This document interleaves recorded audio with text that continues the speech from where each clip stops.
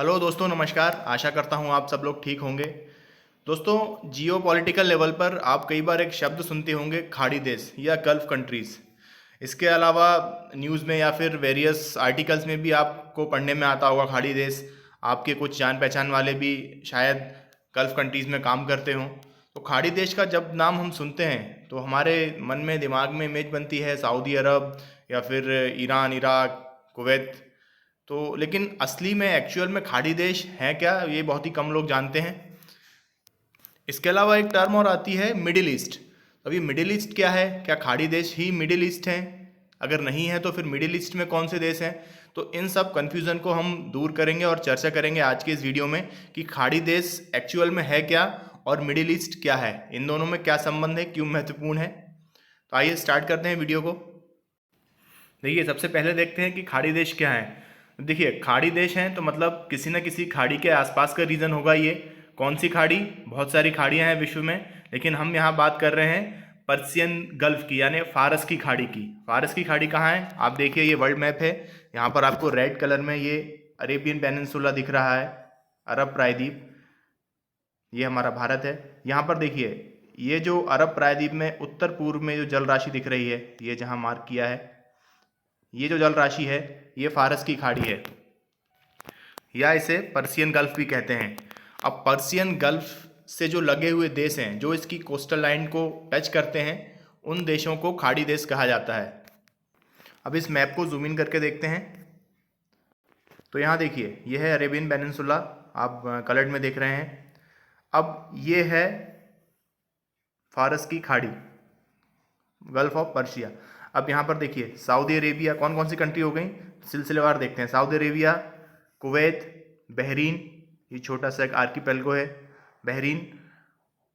उसके बाद कतर चौथा, पांचवा है यूएई, संयुक्त अरब अमीरात, और छठा है ओमान। ठीक है। अब यहाँ पर देखिए, एक बात और ध्यान देने लायक है कि इस अरेबियन पेनिनसुला में यहाँ नीचे ओमान के बाद ये जो आप देख रहे हैं कुछ हिस्सा, यहाँ नीचे यमन भी है, लेकिन यमन फारस की खाड़ी कोई कोस्टल लाइन टच नहीं करता है। हालांकि अरब प्रायद्वीप में है, लेकिन आप ऐसा ना मान सोचें कि यमन भी गल्फ कंट्रीज़ में आता है। यमन अरब कंट्रीज़ में है ज़रूर, लेकिन गल्फ कंट्रीज़ में नहीं है। तो गल्फ कंट्रीज़ कौन सी हो गई हैं, फिर से एक बार देखते हैं। कुवैत है, Saudi Arabia, Bahrain, Qatar, United Arab अमीरात और ओमान। अब आप यहाँ सोच रहे होंगे कोस्टल लाइन तो ये ईरान की भी इतनी बड़ी है, लगभग पूरी फारस की खाड़ी कवर कर रही है, और यहाँ एक छोटा छोटा हिस्सा ये यहाँ आप पीले रंग में देख रहे हैं, ये यहाँ इराक का भी है। तो इराक और ईरान, क्या ये गल्फ कंट्री हैं? देखिए, तो यदि हम सामान्य दृष्टि से देखें तो ईरान और इराक को भी गल्फ कंट्री होना चाहिए, परंतु ये गल्फ कंट्री है नहीं।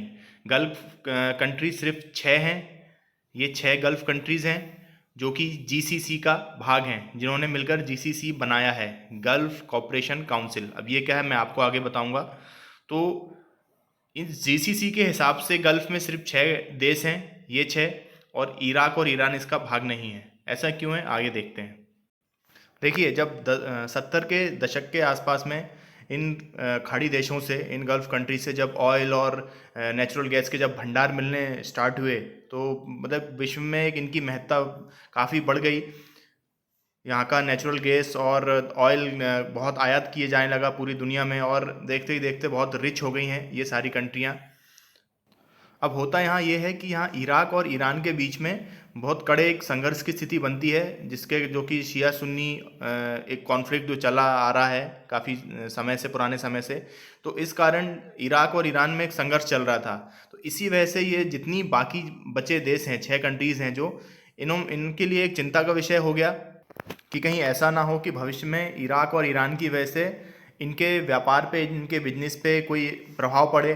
कल को ईरान अपनी नेवी लेके इस गल्फ को ब्लॉक कर दे, या फिर इराक यहाँ पर कुछ ऐसा कार्य करे जिससे सारा व्यापार डिस्टर्ब हो जाए। तो इन सारी चिंताओं को देखते हुए जो है जीसीसी बनाई गई इन 6 देशों के बीच में। तो क्या है जीसीसी? वर्ष 1981 में स्थापित जीसीसी 6 देशों के बीच एक आर्थिक, सुरक्षा, सांस्कृतिक और सामाजिक सहयोग को बढ़ावा देता है और सहयोग तथा क्षेत्रीय मामलों पर चर्चा करने के लिए प्रत्येक वर्ष एक शिखर सम्मेलन आयोजित करता है। अभी 2019 में रियाद में हुआ है इसका शिखर सम्मेलन। इसके अलावा देखते हैं सुरक्षा विशेषज्ञों ने खाड़ी सहयोग परिषद मतलब गल्फ कॉरपोरेशन काउंसिल को अरब नाटो की संज्ञा दी है। इसे अरब नाटो भी कहा जाता है, कई बार आपसे पूछ सकते हैं यहाँ पर। जैसा कि यूरोप में नाटो है, नॉर्थ अटलांटिक ट्रीटी ऑर्गेनाइजेशन, वैसे ही जो गल्फ कंट्रीज हैं उनके बीच में जीसीसी है। अब जीसीसी का हेडक्वार्टर्स कहाँ है? रियाद में, सऊदी अरब में। इसकी ऑफिशियल लैंग्वेज भी अरेबिक है। तो जब जीसीसी बना तो इराक को भी ऑफ़र किया गया था जीसीसी का मेंबर के लिए, लेकिन किन्हीं कारणों से उस टाइम जो पॉलिटिकल या फिर जो रिलीजियस उस टाइम पे रीजंस रहे हों, उस कारण से इराक तो जीसीसी का सदस्य नहीं है। बाकी के जो 6 देश हैं वो ज़रूर हैं। और रही बात ईरान की, तो देखिए इस पूरे रीजन में जो ये गल्फ़ रीजन है, करंट में जो गल्फ़ रीजन है, इसमें सबसे डोमिनेंस कंट्री आपको समझ में आ रहा होगा सऊदी है, जो कि देखें तो इकोनॉमिकली भी रिच है, सबसे अमीर है, और इसकी सैन्य शक्ति भी टॉप 5 टॉप 10 में ही आती है विश्व में। तो ये डोमिनेंस करती है इस एरिया में। और अगर गल्फ़ के उस पार देखें उत्तर की ओर में, तो ईरान एक बड़ी शक्ति है। अब यहाँ देखिए ईरान एक शिया प्रधान देश है और सऊदी अरब जो है सुन्नी प्रधान देश है।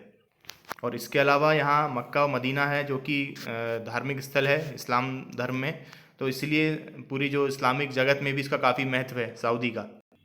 अब इसी पूरी मामले को लेकर जो है सऊदी और ईरान में काफ़ी लंबे समय से एक शीत युद्ध, कोल्ड वार भी चला आ रहा है। कई बार तो ऐसी स्थिति भी आई है कि शायद युद्ध भी हो सकते थे, लेकिन किसी प्रकार जो है उनको टाला जा सका। इसीलिए जो ये ग्रुप है, गल्फ़ का जो ग्रुप है, जो जिसे प्रो सऊदी कह सकते हैं, ये जो ग्रुप है वो ईरान को गल्फ़ कंट्री की मान्यता नहीं देता है। इसके अलावा हम अगर वैश्विक स्तर पर भी देखें तो जो यूएसए है, संयुक्त राज्य अमेरिका, वो भी इसी सऊदी के पक्ष में ही है। इसका रीज़न मैं आपको बताता हूँ क्यों। देखिए यहाँ गल्फ़ से जो भी व्यापार होता है, अब ये गल्फ़ है, यहाँ से अगर ये साउथ ईस्ट एशिया में या चाइना में, जापान में, या फिर यहाँ से और वेसल्स जाते हैं तो यहाँ अमेरिका में भी अगर ज़रूरत होती है यहाँ के गैस की, तेल की, तो सबसे आसान रास्ता है, यही है रास्ता, गल्फ़ से, पर्शियन गल्फ़ से निकलकर स्ट्रेट ऑफ हॉर्मुज़ से यहाँ से जो है वेसल्स या मर्चेंट शिप्स जाते हैं।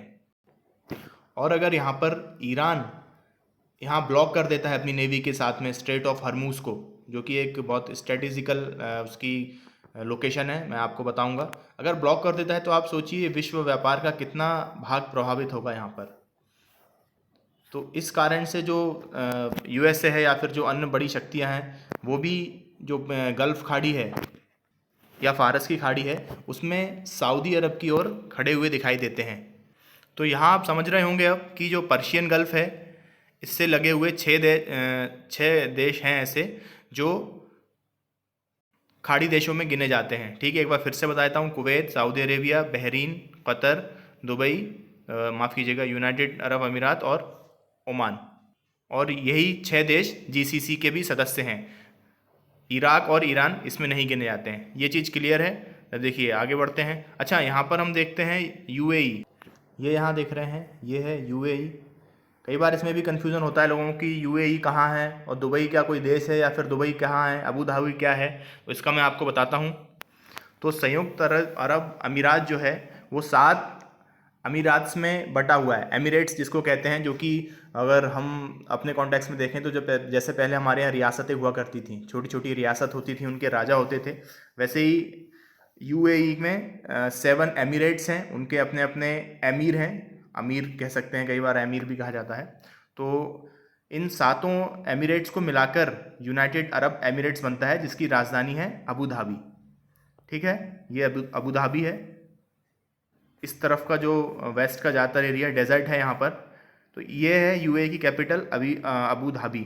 अब देखते हैं 7 कौन कौन से एमिरेट्स हैं।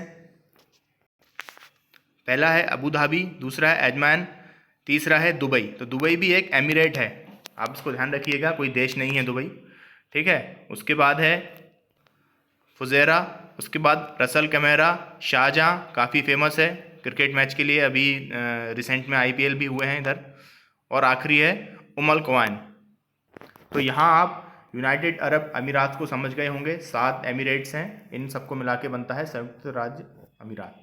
ठीक है, तो मैं उम्मीद करता हूँ दोस्तों कि आप गल्फ़ कंट्रीज़ क्या हैं, खाड़ी देश क्या हैं, समझ चुके होंगे। अब अगली टर्म आती है मिडिल ईस्ट।